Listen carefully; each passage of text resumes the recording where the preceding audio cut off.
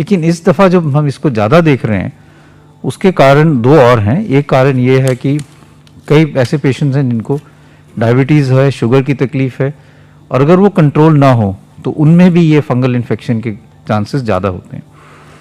और तीसरा जो बहुत इंपॉर्टेंट कारण है, miss use of steroids. Steroids जो पेशेंट्स ले रहे हैं, जिनको डायबिटीज़ हैं और साथ में कोविड है, अगर ये तीनों चीज़ें इकट्ठी मिल जाएं तो वो चांसेस ऑफ फंगल इन्फेक्शन एकदम बढ़ जाते हैं।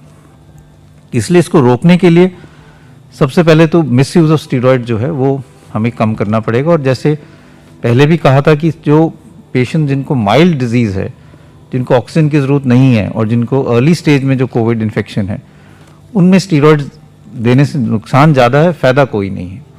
जो रिकवरी ट्रायल है उसने भी यही दिखाया था कि अगर हम स्टीरॉयड्स माइल्ड पेशेंट्स में देते हैं तो मॉर्बिडिटी और mortality because of secondary infection ज़्यादा होता है।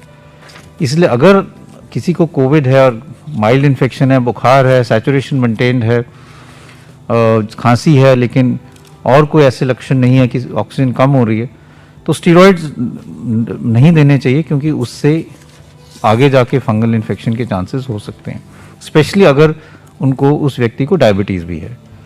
दूसरा है डायबिटीज़ या शुगर कंट्रोल, वो बहुत ज़रूरी है, क्योंकि जिन लोगों का शुगर कंट्रोल नहीं होता उसमें ये फंगल इन्फेक्शन ज़्यादा पाया जाता है। तो ये बहुत ज़रूरी है कि जिन लोगों को भी डायबिटीज़ हैं या जो स्टीरॉयड्स ले रहे हैं वो अपना शुगर चेक कराएं, क्योंकि कई दफ़ा किसी को ये पता नहीं होता कि मेरे को शुगर की तकलीफ़ है, स्टीरॉयड्स ले तो एकदम शुगर 300-400 पहुंच जाती है।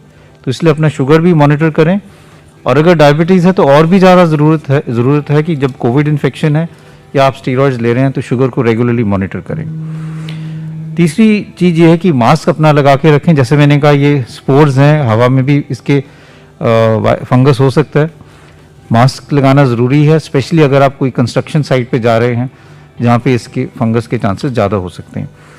तो ये बहुत ज़रूरी चीज़ है कि अगर हम स्टीरॉयड ले रहे हैं तो उसको मिसयूज़ ना करें।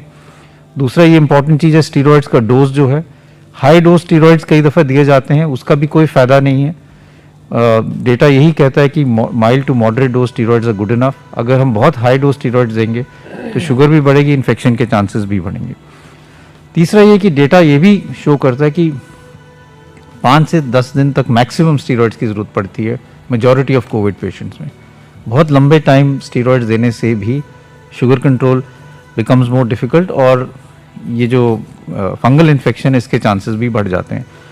तो मैं यही कहना चाहूँगा कि इनके केसेस अब ज़्यादा रिपोर्ट किए जा रहे हैं, and we must work aggressively कि हम इसके केसेस कम करें। और दूसरी ये भी इम्पॉर्टेंट चीज़ है कि इसको सस्पेक्ट जल्दी किया जाए, जिससे आगे जाके लॉस ऑफ विजन या और कोई सीरियस इन्फेक्शन ब्रेन में ना हो।